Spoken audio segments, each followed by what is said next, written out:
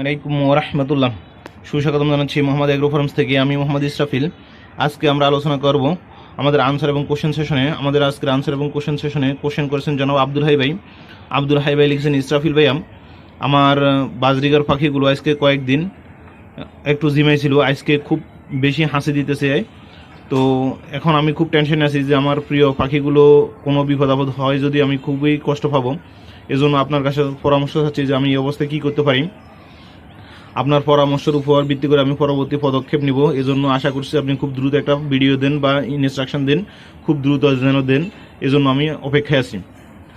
প্রিয় আব্দুল হাই ভাই, আপনাকে অসংখ্য ধন্যবাদ আমাদের আনসার এবং কোশ্চেন সেশনে কোশ্চেন করার জন্য, এবং আশা করতেছি আপনি ভিডিওর প্রত্যেকটা স্টেপ দাফে দাফে দেখবেন এবং প্রত্যেকটা স্টেপ মনোযোগ সহকারে দেখবেন। এই জন্যই যে যেন আপনি এই ইনস্ট্রাকশনটা ফলো করে আপনার পাখিকে আপনি ওই অনুসারে কাজ করতে পারেন। এই জন্য আশা করি ইনশাআল্লাহ যদি আপনি পরিপূর্ণ ইনস্ট্রাকশনটা ফলো করেন, ইনশাআল্লাহ আপনার পাখি সুস্থ হয়ে যাবে। প্রিয় আব্দুল হাই ভাই, আপনাকে প্রথমেই যে জিনিসটা খেয়াল করতে হবে সেটা হচ্ছে যেন আপনার বাড়িগুলো, খাবারের যে বাটিগুলো আছে, বাটিগুলো এবং পানির ফিল্টার এবং ট্রে ভালো করে পরিষ্কার পরিচ্ছন্ন রাখতে হবে। কেননা অধিকাংশ রোগের মূল উৎস কিন্তু আপনার এই অপরিচ্ছন্নতার কারণে। আপনি যে ছবিগুলো দিয়েছেন ছবিগুলোর মধ্যে আপনার ট্রে খুবই অপরিচ্ছন্ন এবং পানির ফিল্টারও অপরিচ্ছন্ন আছে। এই জিনিসগুলো অবশ্যই খেয়াল করবেন, জীবাণুমুক্ত করে নেবেন। জীবাণুমুক্ত কিভাবে করবেন আমার চ্যানেলে একটা ভিডিও আছে, ওই ভিডিওটা দেখে নেবেন। অথবা আমি সিম্পলি বলে দিচ্ছি যে আপনি নিম পাতার রস দিয়ে অথবা রসুন আর পটাশ দিয়েও আপনি এটা পটাশের পানি মিশ্রিত করে আপনি এটা স্প্রে করতে পারেন। স্প্রে মাধ্যমে আপনার খাঁচাটা জীবাণুমুক্ত হয়ে যাবে এবং ট্রেগুলো পটাশের পানিতেও ভিজে রাখতে পারেন অথবা নিম পাতার পানি দিয়েও পরিষ্কার করে নিতে পারেন। এতে জীবাণুমুক্ত হবে এবং পরিষ্কার হবে ইনশাআল্লাহ। আর এর পরবর্তী স্টেপ যেটা আপনাকে মেনটেন করতে হবে সেটা হচ্ছে যে টেম্পারেচার, অর্থাৎ আপনি থার্মোমিটার দিয়ে দেখবেন আপনার পাখির খাঁচার আশপাশে টেম্পারেচার 25 থেকে 30 ডিগ্রির মধ্যে আছে কিনা। যদি 25 থেকে 30 ডিগ্রি কম টেম্পারেচার হয় সেক্ষেত্রে একটা বাল্বের ব্যবস্থা করবেন। আর যদি রোদ থাকে তাহলে সকালে আর বিকেলে রোদের ব্যবস্থা করবেন।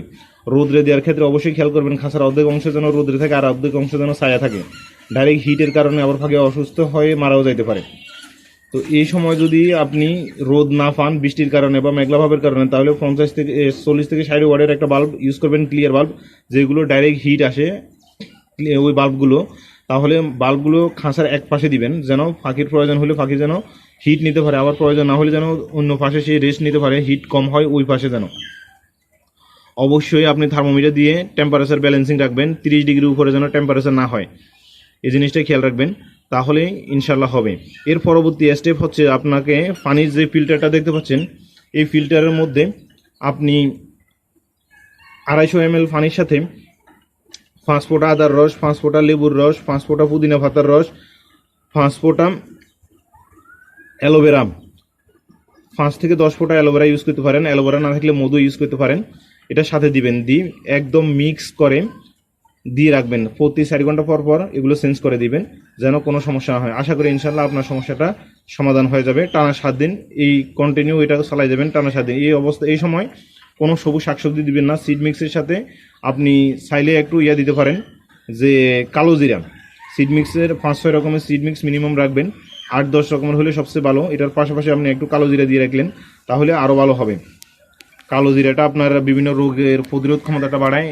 আপনি কালো জিরাটা যদি দিতে পারেন, এর মধ্যে যখন আপনি এই কোর্সটা শেষ করবেন এর পরবর্তীতে প্রতি 1 দিন পর পর একদিন আদার রস, একদিন রসুনের রস, একদিন লেবুর রস, এভাবে কন্টিনিউ টানা 1 মাস চালাই যাবেন। এতে আপনার পাখির গ্রোথ ভালো থাকবে, ব্রিডিং ক্যাপাসিটি ভালো হবে এবং রোগ প্রতিরোধ ক্ষমতা বৃদ্ধি পাবে। আশা করি পরবর্তীতে এই ধরনের সমস্যা হবে না ইনশাআল্লাহ। ভালো থাকুক সকল খামারের পাখিগুলো, ভালো থাকুক সকল খামারি ভাইরা। আজকের মতো এখানে বিদায় নিচ্ছি। বিদায় নেওয়ার আগে ছোট্ট একটা রিকোয়েস্ট, যারা এখন আমার চ্যানেলটি সাবস্ক্রাইব করেন নাই তারা আমার চ্যানেলটি সাবস্ক্রাইব করবেন। যারা অলরেডি সাবস্ক্রাইব করেছেন তাদেরকে অসংখ্য ধন্যবাদ। আর যারা লাইক কমেন্ট শেয়ার করেছেন তাদেরকে অসংখ্য ধন্যবাদ। যারা লাইক কমেন্ট শেয়ার এখনও করেননি তারা লাইক কমেন্ট শেয়ার করে নেবেন ইনশাআল্লাহ।